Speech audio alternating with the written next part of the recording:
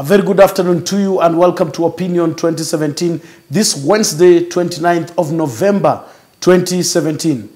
Just one day after Uhuru Kenyatta was sworn in at the Kasarani Stadium, and one day after a day long of drama at Jacaranda, basically all the areas surrounding Jacaranda, all the way to Donholm, Jogoo, Makongeni, Soweto, Kayole, and it's also a day after Raila Odinga did indicate that on the 12th of December, he will be sworn in as the 5th president of the Republic of Kenya.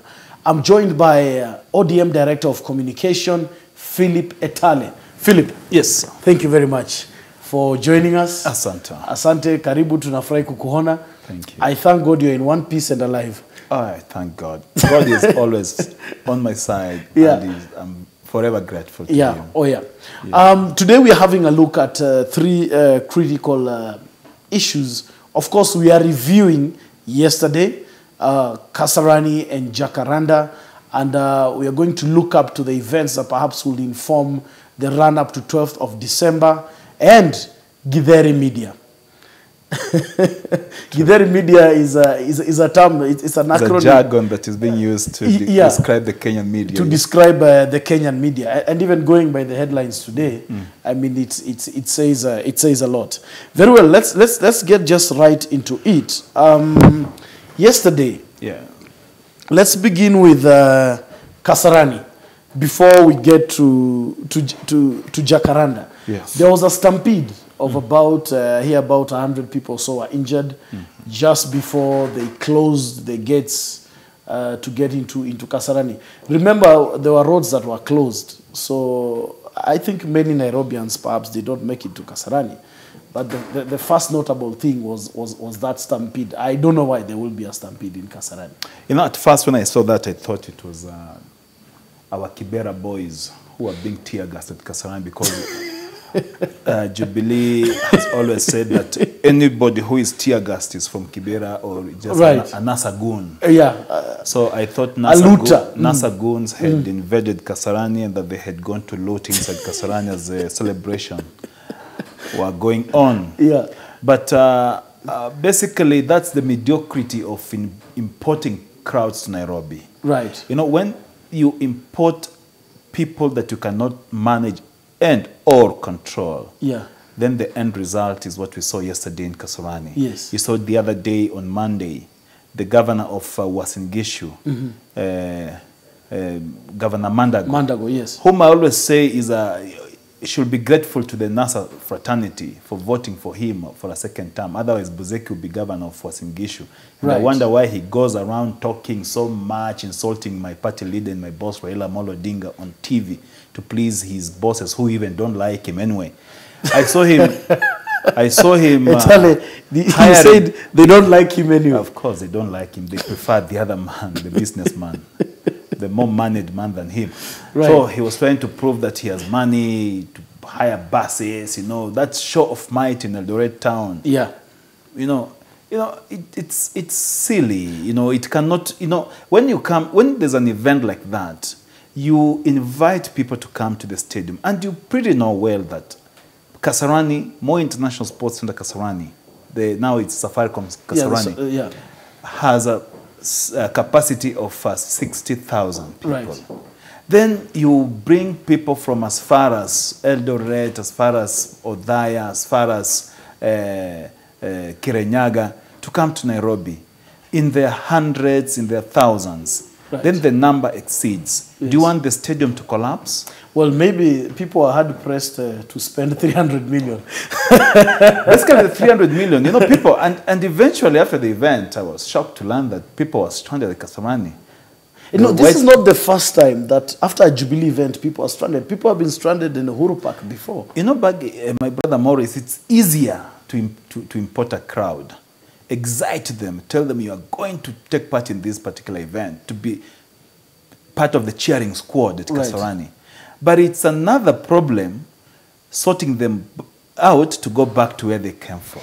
You know, a leader always wants to take advantage of people when he wants their presence. He or she wants their presence. And also, but after that event, he doesn't care. After all, the event is finished. And you have brokers in between. Yes. It's not like money that you go and you're paid and you get a receipt or a receipt is issued. Sure. So you really can't. So we can't really tell how that 300 million shillings was spent, because it's too much amount. Because in Zimbabwe the other day we saw Mnangagwa being sworn in, and that thing, I don't think it cost more than 20 billion Kenya shillings or 30. Well, Kibaki was sworn in by about 20 people at night. And it went. It was a costless event. You don't need to make it a big thing, a frenzy. People coming from as far and wide to come to Nairobi. And you see the culture of tear gas. You see the arbitrary use of force. That even in your own event you tear gas people. I mean, it's just, it's like police are just on autopilot. No. I would say that's being ungrateful even to the people they say, they claim they voted for them.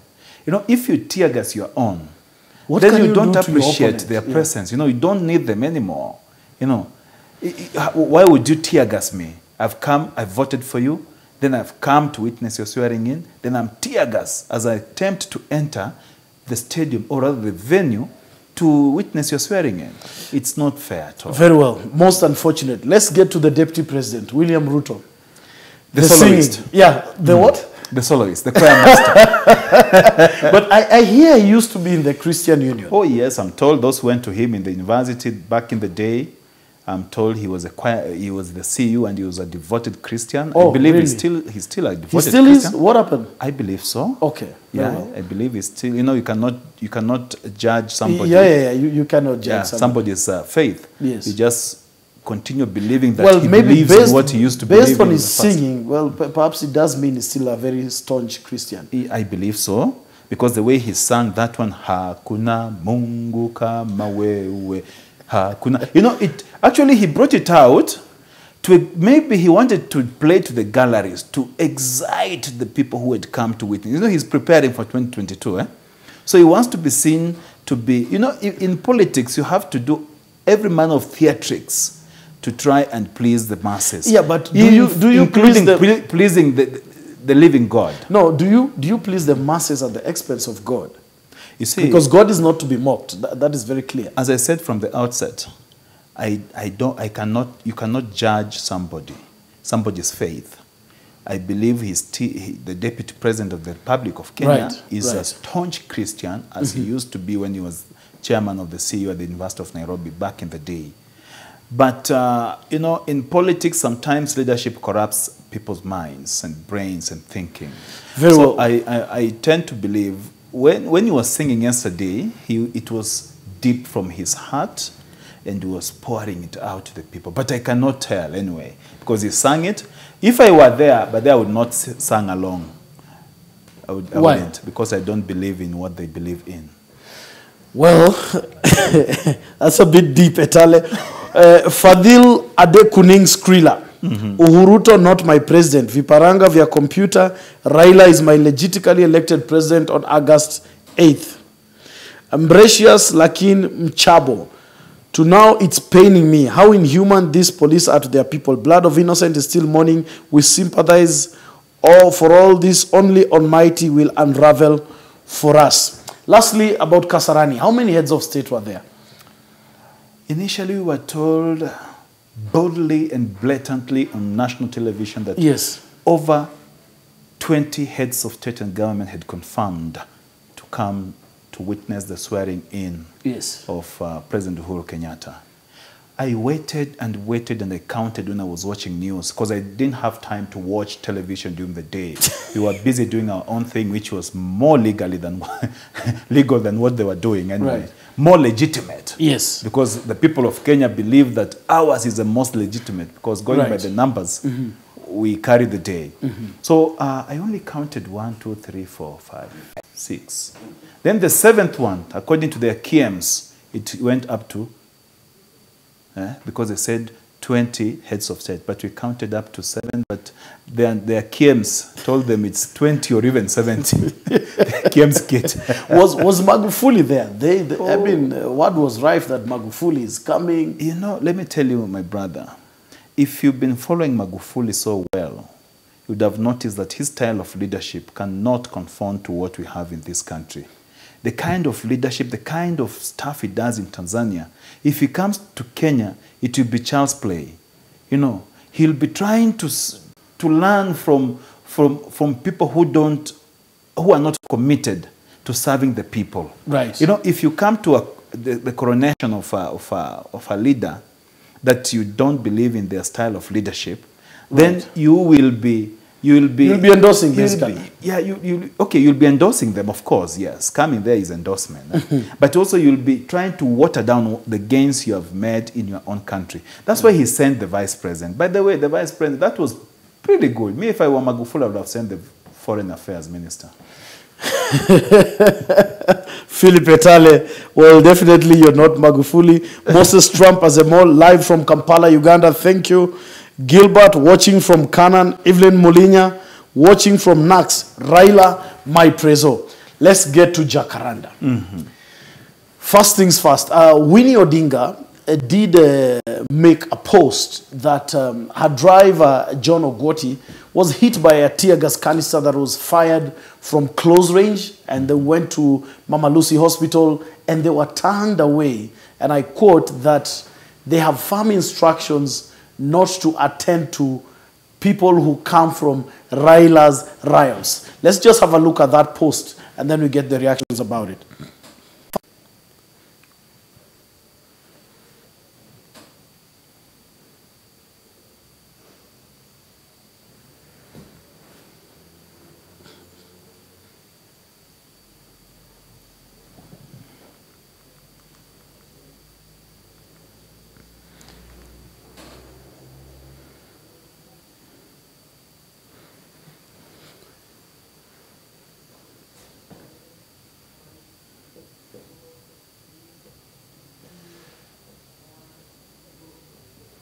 So there you go, Philip. John is taken there. There are people who are donned in resist T-shirts, and they're told, we cannot attend to you.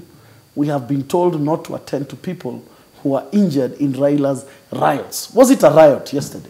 It wasn't a riot, but it's quite unfortunate. You know, nursing is a calling, just like being a doctor. Yes. Or being a journalist like me, myself, you and I. Yes. You know, it's a calling. Nursing is a calling when you take that oath. In fact, those nurses should be dismissed from duty and service and be deregistered to go and rot at home. Yes. Because when you take that oath of, to become a nurse and to be given that certificate by the Kenya Nurses something, union, association, you are supposed to serve anybody, everybody, and anything that comes to that hospital. In equal measure. In equal measure. Right. You're not supposed to discriminate against anyone, because to you, service comes first. Not about somebody being a Raila supporter, a Baba supporter, or a Uhuru supporter, or whoever supporter, or a Ruto supporter. No. You're supposed to serve people equally. So those nurses at the Mama Lucy Hospital, no wonder our people who've been shot and injured by police out there die when they're taken to Kenyatta Hospital in Mama Lucy. We've been asking ourselves, how come these people are not treated, even minor injuries? We find them dead. It's wrong. There are so many bodies that have been transferred to city mortuary after dying at, or rather Kenyatta National Hospital mortuary. They are there. Because I think it's very unfortunate. I mean, could it be there's an instruction from above? I mean, we've been hearing of orders from above of late. I wouldn't say that. I wouldn't say that per se. But I believe it's a kind of uncultured attitude that we have inculcated into our minds that ought to be gotten out of. If we need to get this culture of hate and tribalism in our country, we should start first by firing those nurses at Mama Lucy. Tell them, look here, did you say this or didn't you say it? Can you take responsibility? Right. Show cause why we should not take action against you. Right. Then go home. I challenge the governor of Nairobi. Well, my friend Mike Sonko, let him take action. The deputy governor has issued a statement and he's saying that he's dismissing Winnie's assertions. He's saying that they were treated free of charge and it was supervised by the hospital superintendent, Dr. Mohammed Musa. And that's what Polycarp Igathe is saying. And this is what the driver, John Ogwati, and we wish him a quick recovery. He was currently being treated from a hospital in Buruburu, is that he got there, waited for 15 minutes, no one attended to him. There was someone else who had waited for an hour without being attended to. There was also someone who came in after him and was shot on both legs. The ambulance that brought in the person was the one that assisted him. I remember seeing ambulances from Red Cross. Red Cross and Médecins Sans Frontières. Yeah. And when he asked the hospital why they weren't being attended to, the lady said, quote, "We are informed we are not taking patients from Baba's riot." So they decided to sort themselves. There was no treatment or x-rays done. Now, he left to go for Buruburu. I think the buck stops with the management of the Mama Lucy Hospital. Superintendent, whoever that name Mohammed Musa. Mohammed Musa. He should carry out investigations instead of covering up those criminals. Actually, me, I refer to them as criminals. No, it's very criminal. You know, somebody can die in your criminal. hands because you say you have instructions to not to do this and that and that. You know, it's wrong. Any patient who comes to the hospital must be treated. A nurse has a responsibility. You know, when a patient is taken to hospital, it's not the responsibility of the doctor.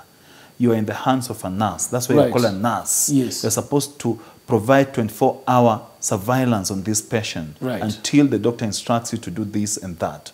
So that nurse who told that to the driver of Mr. John Ogwati, John Ogwati, must be relieved of her responsibility, his or her responsibility. Yes. And it's notorious. It's not one case that has been reported in that hospital. It's very notorious, and that hospital needs to be professionalized. To have professional people, not tribal cocoons meeting in one place in the name of service. No, they need to professionalize that place, detribalize Mama Lucy Kibaki Hospital, and make it a national referral hospital. Wow. Nikki Hayden, you're saying, well, I can't even read that. I mean, Nikki is a bit angry. Naisowan Kagwa, you're asking, are the police operating under hypnosis? Well, I wouldn't know. Back to Jacaranda. No. There were events at night. The sound provider was arrested. You did a surveillance for about 20 kilometers, But before that, there were human feces that were poured in Jacaranda in huge amounts and garbage. I mean, that's the level of determination, just to make sure that even if the NASA leadership got there, the grounds will not be in a condition that is usable.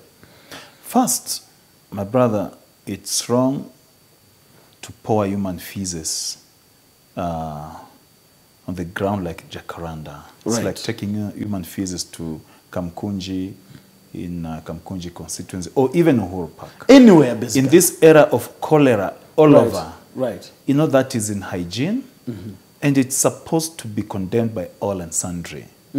And I've seen a post by His Excellency, the Governor of Nairobi, Governor Mike Sonko. I call him Senator Sonko, I don't know why. Governor Sonko. Governor Mike Sonko has clarified. He says he did not authorize anybody to do that. And that he believes is a work of people who are hell-bent to destroy his legacy and leadership in Nairobi. I don't know. Maybe that is for us to think about. But what happened at Jacaranda yesterday, Jacaranda grounds, was uncalled for. It was uncouth. And by the way, let me tell you, Maurice, you know, that the rally, police were notified of the prayer meeting. It was a memorial service for the departed brothers and sisters who were shot by police in Nairobi.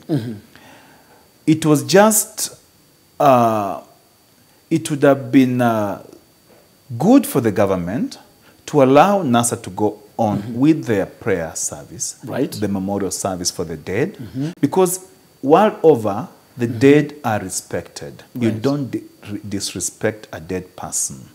If you do that, then the spirits may come to haunt you later.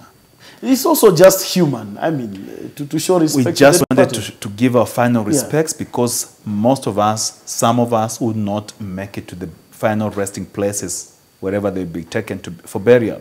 We wanted that convergence, people to converge at Jacaranda grounds, so that the clergy prays, Yes. sprinkles the holy water on the families of the deceased. Then we let them take their bodies to their respective homes for final rituals. But what the government did by sending platoons of police officers, battalions of police officers, armed to the tooth. Yes. And what itched me is that these police officers had instructions that nobody, not even an insect, should enter that ground. So I don't know how they were determining this is an insect, because I saw some chicken lying on the ground. Well, if there are those instructions and people who could come in with lorries and pour garbage and feces. Why didn't those police officers stop those who were littering that place with the human waste and garbage? But again, why? You are the city mortuary. You were supposed to get the bodies released. What happened there? Well, I'm surprised there were over 200 police officers, GSU officers and APs, even those with sniffer dogs around city mortuary. They had cordoned off every surrounding of the city mortuary from Monday to yesterday. And I can tell you, even yesterday morning, it was like a barrack. Police officers were all over. You know, in fact, the dead were surprised. Maybe if the dead had feelings, they would be surprised. Why are we being guarded this much? Why didn't they protect us when we were still alive? We were alive, right. You know, for the first time in the history of Kenya, a morgue was guarded with armed police officers. You know, that was funny. You see, in the name of protecting, it's ridiculous, preventing the victims of the families of the victims from getting out their bodies. There are those who wanted to take their bodies, remove their bodies for burial. For burial. They couldn't do that because police officers had instructions that nobody should enter city mortuary, nobody should take out a body. In fact, anybody who wanted to take their bodies to Langata for burial, everybody else also suffered. Nobody was allowed in. It was a no-go zone. The dead were being protected. And the question is, why couldn't the police protect these people when they were still alive?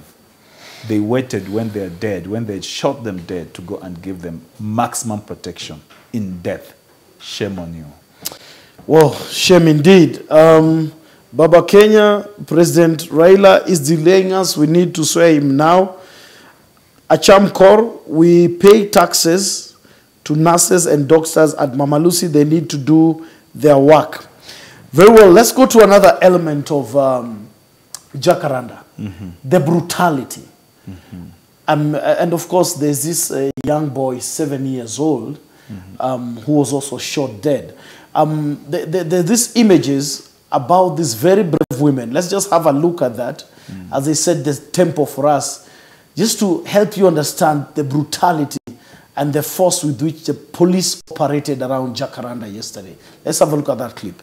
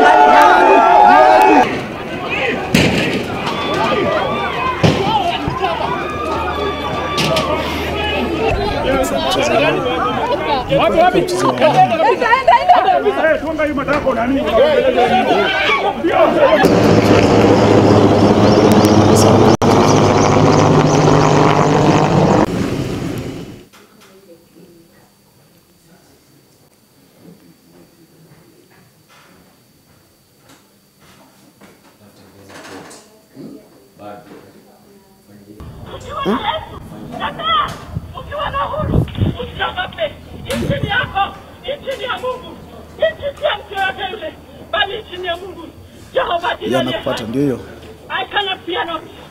Siwezi ogopa chochote. Kama ni kifo iliandikiwa binadamu. Mhubiri anasema, Mungu alisema kuzaliwa ni bahati, lakini kufa ni lazima.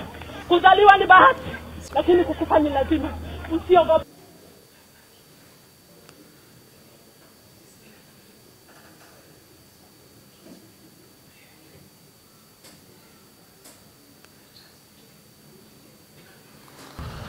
Well, there you go. Those are the women who had this encounter with the police yesterday. That just gives you a snippet of how it was yesterday. Somebody here is saying the same police that Jubilee is defending today, they should remember that they were the ones who were stripping in the 90s, and the same police were brutalizing them. You remember when we had the RPP release political prisoners, and women were stripping at Freedom Corner, and were thoroughly beaten by police. The same place where Timothy Mboya and Timothy Njoya and Wangare Maathai were beaten up by the same police. It's pretty much the same script, Etale. You see, it's ridiculous. When I was born and brought up by my mother and my dad, you know, my mother used to tell me, rest in peace, the mom. She used to tell me, Philip, when you grow up, have respect for the old people. Have respect for the elderly. Yesterday I was shocked.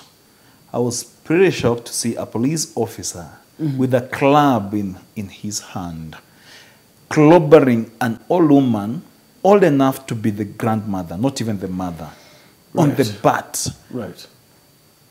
Alimuchapa viboko kwa matako sana. And this lady was crying and yelling. And this man, this officer, was just as young. I don't think he was about past 25 years, over 25. Maybe just somebody graduated between from Kiganjo the last few years. Yeah. Right. It was on TV, it was on NTV, I watched on news. I shed a tear for that lady. Right. And I sympathize with the young man. I said, that's a curse. You don't, even in war, women and children are never beaten. Right. Women and children are never attacked. It's men. Tunasikianga wanaume kutana uwanjani. Yeah, uwanjani. Yes. So why would you, in your normal senses, lob a tear gas canister at a group of women, right, or take that club and start clobbering a lady? Not even if it's a young lady, it's uncouth. And many of them were just with their bare hands. Culture. I mean, they're unarmed. They're just with their bare hands. Women are never armed. They cannot even carry stones to hurl. They don't have the energy to hurl a stone at anyone. They're thinking about their families, about their children. What am I going to cook for my husband and children? Yes. Yeah. My kid is crying at home. I need to go back home and take care of the kid. You know, you don't do that to a lady. Now, Etale, speaking about women and children, the 7-year-old boy. Oh, my goodness. It's sad. We've seen that happen severally in this regime.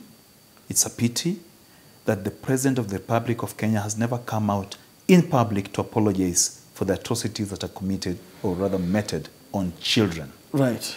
A 7-year-old. The other day it was a 2-year. Was it a 2-year-old? Or there's been a 2-year-old. There's been a 6-month-old. There's been a 9-year-old. Right.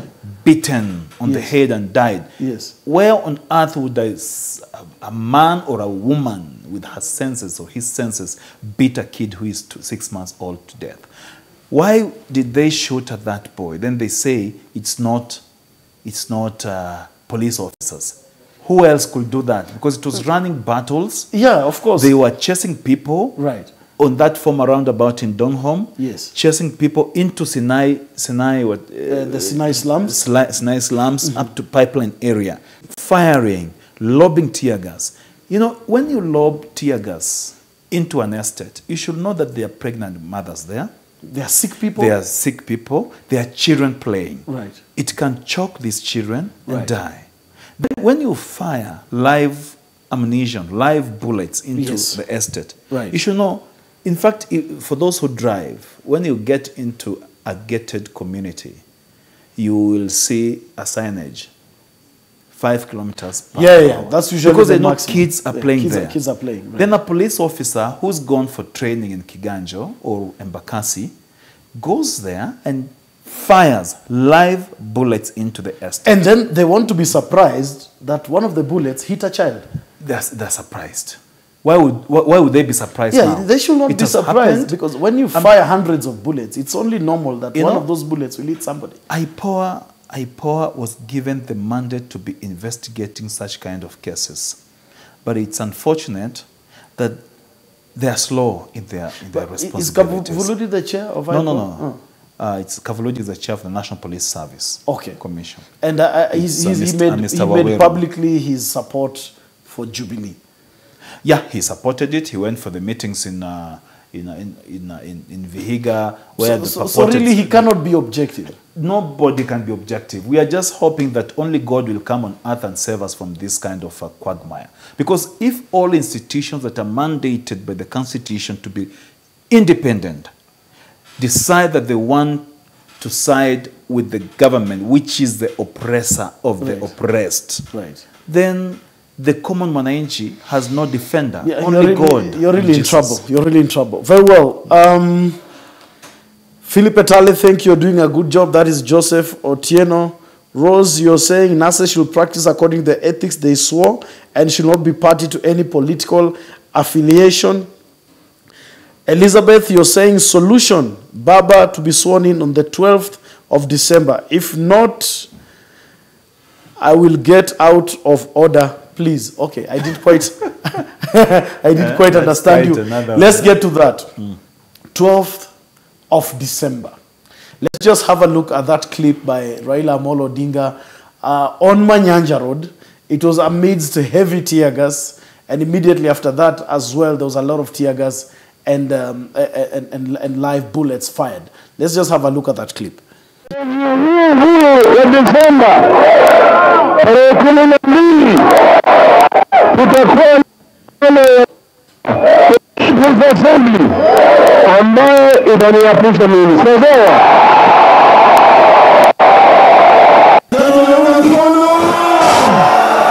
Hatutaki kuapisha kama Besiji, tutaapishwa kama Mnangagwa, ambayo tunaapisha tunaingia kwa ikulu siku hiyo hiyo.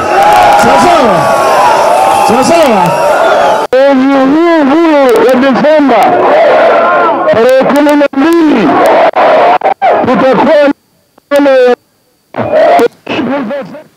Very well, there you go. That was His Excellency Raila Odinga. Here is Evelyn Mulinya. You're saying, I cannot hold back my tears thinking about the 7-year-old boy. Very well, back to 12th of December. People were asking, when is Baba being sworn in? Oh, Baba has refused to be sworn in. You did a lot of work the other day just trying to put things right. So there he has said it, 12th of December. But what processes will lead? There appears to be some maybe legal processes that will lead to 12th of December. Absolutely. The reason why Baba is procrastinating on this particular issue of swearing in, because he knows he won the election on the 8th of August. Right. With a big margin. Yes. And he knows the people of Kenya expect him to be the president of Kenya, the 5th president of the Republic of Kenya. Right. Legally. Yes. He couldn't have just decided to go anywhere or somewhere in Jacaranda to take an oath. Yeah.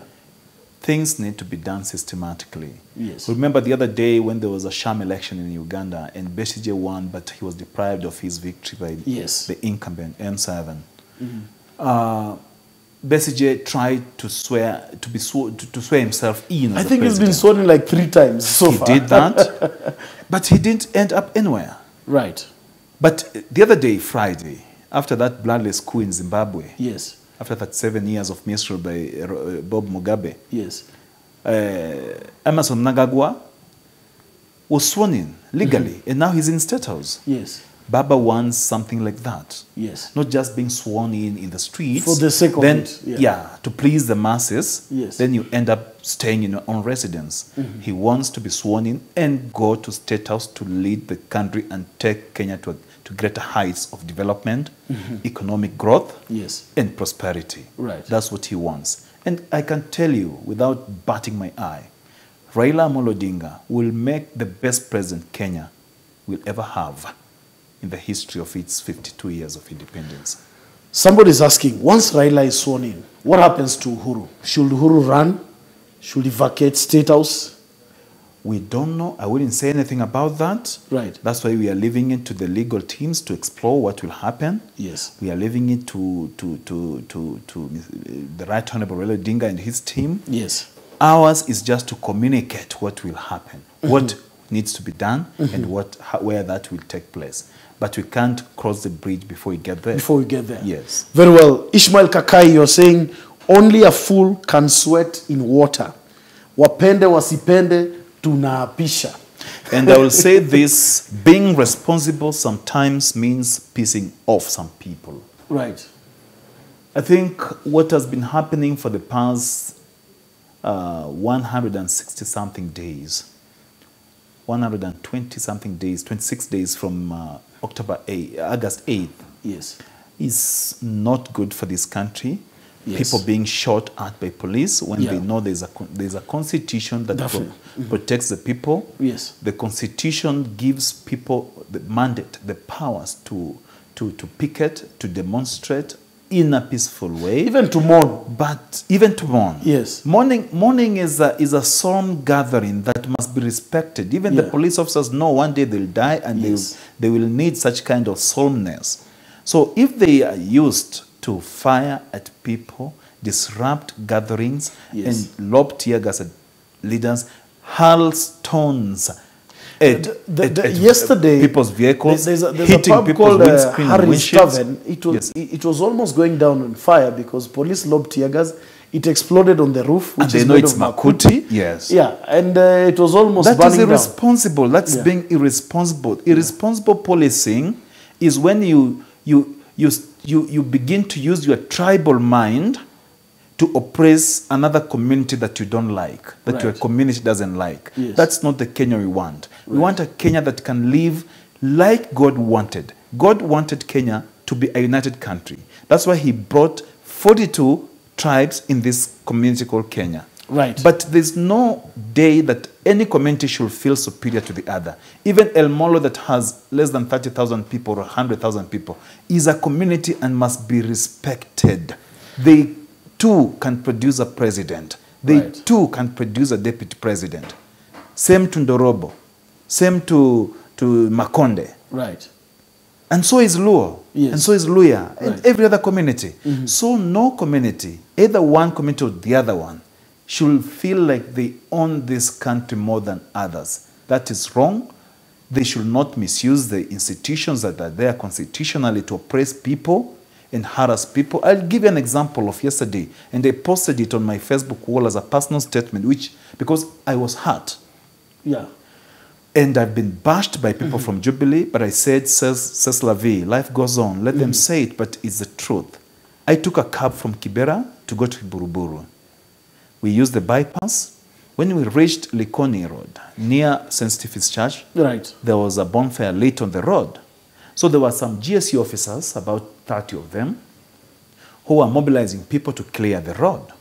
So they stopped vehicles and they were going to vehicle after vehicle. When they reached ours, my driver happened to be Luo. Right. And this officer just stopped by the window and said, "Mbona umekasirika?" And this driver with a heavy Luo accent said, "Unajuaje nimekasirika?" So this guy said, "Now this is the man." Etale, you're a good actor. And he said, "Toka nje, ufagie barabara." Then he cocked his G3. Wow. G3. And I was seated on the passenger seat and a friend at the back. Then I was like, then the driver said, "Mbona mimi peke yangu, umekuwa hizi magari zingine, mbona yangu peke Mbona yangu?" yangu tu. Sema, utashuka ama ushuki? Then he became so serious and vicious. Luckily, there was another GSU who is of Somali origin who came closer, and this guy stopped and shied off and left. So basically, there's already profiling within the police. That's what is happening, and we need to stop it. And the president needs to come out and tell these people, please stop this profiling of communities. It's going to kill Kenya. That's how Rwanda began. Rwanda is not where it is because of what they liked it. They didn't like it. What happened? Over 1 million people dying. No, we can't allow communities being profiled because the person from that community wants to be president of Kenya. We can't allow that to happen. Kenya is bigger than, Kenya is greater than each one of us. We have to respect everyone. So those officers who are profiling people on the roads, and another one posted on that particular comment I posted. Right. On that post, someone commented and said, it happened to him yesterday. There were 4 in the car, and they were playing music in Luo. So they were stopped by GSU officers. When they heard the Luo music, they were told to Keninje, raise your hands up. Then, luckily, the 2 guys at the back were senior government officers. They produced their IDs. and these officers scampered for safety. So must you be a government officer to survive such kind of torture? Or must you be a lot of people are going through this torture, and this cohesion. I don't know what Francis Ole Kaparo is doing. By the way of late, I've not heard from him. I don't know where silent. I mean, the church is silent. I mean, everybody seems to be just turning a blind eye to all this. We need leadership that can help Kenya grow, not leadership that can help Kenya go down. Very well, Etale, we've got to wrap up, but I'll just indulge you in what was supposed to be our last topic, but I'll call you again to discuss it specifically, because you have to come back to this studio again. There appears to have been a blackout. I mean, Githeri Media, is this the true picture of the media we have today? I've looked at the dailies. I mean, there's nothing really much reported about Jacaranda. Even the death of this small boy is being swept away like a wishy-washy thing. Even a perception being created that it's a creation by NASA to paint the government in bad light. As a media man and a person who has worked in the media and a person who works with the media closely from where I sit, I would refer to them as Githeri Media. Leave it to the bloggers. Okay. Oh, is it? It's a blogger's thing. But what I say is that what they did, what I've done, is the newspapers have not captured what we did yesterday. Right. We had a massive rally at Manyanja Road. In Kibra as well? Massive rally in Kibra, and a lot was said about the 12th. Right. But I give credit to electronic media. Right. Reporters in electronic media have done they reported positively what we did. In fact, they beamed live the speech at Jacaranda. And that's why I think the state got enraged and sent police officers to lob tear gas at us and fired, at us, But I'll say, when I was training as a journalist, I was told by my teacher that journalism is what keeps people planted on earth. What a journalist says is what that rural mama mboga buys. Rural bicycle repair kule Oshago believes in. So if you don't bring out facts that people want to hear, the world will be so disillusioned. And I'm telling you, journalism is a calling. If you're a journalist and you cannot report accurately, you want to listen to one side of the political divide because it batters you more than the other side, then you are killing the purpose of you being a journalist. We saw a headline the other day that Raila refuses to be sworn in. That was a farce. And I believe whoever did it, and they keep saying, according to a source close to Raila Odinga. Why don't you mention that source? Yeah, who is that source? If you know that story has any out of truth, mention the name of that person. Right. Bring them to light so that people can know. Philip Etale has said, Raila says he'll not be sworn in. Right. Don't hide behind that that whatever call it source within the meeting. You don't say that. That's what kills journalism in this country. Armchair journalism is what we want to kill in this country. We must have factual journalism. Right. I experienced something yesterday. We were filming, and when wananchi came forward, they warned us and said, na nyinyi watu wa media, musiende ku-edit, mutoe ukweli vile iko. Yes. Just randomly. And I was just like, this is really in people's minds that then the media is doing a disservice. Can I tell you something about myself and my career? Right. I lost my job in one of the media houses. I'll not mention it. Yes. Because I hold it in high esteem. Yes. Because of my stand of being a factual reporter. Wow. I could not bend the rules of a modern day journalist.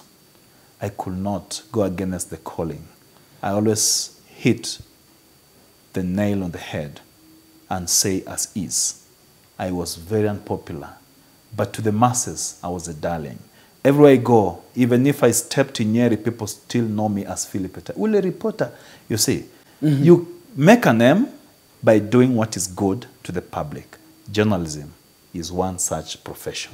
Very well. Thank you very much, Philip Etale. We are well over time. I'm just reading one last comment. Faith Madina, my prayers to Baba, and may God continue to protect him so we can have freedom from Ukabila. Thank you very much, sir, for joining us. Remember, you can support NASA TV by sending your contribution to Airtel Money 555-155. This is just to enable us to bring you live events as they happen, as we did yesterday for most of the time in very difficult circumstances. And now I leave you with the clips from yesterday. It's a compilation of about 45 seconds just to give you an idea of what the police were up to in Jacaranda. Thank you for watching and goodbye.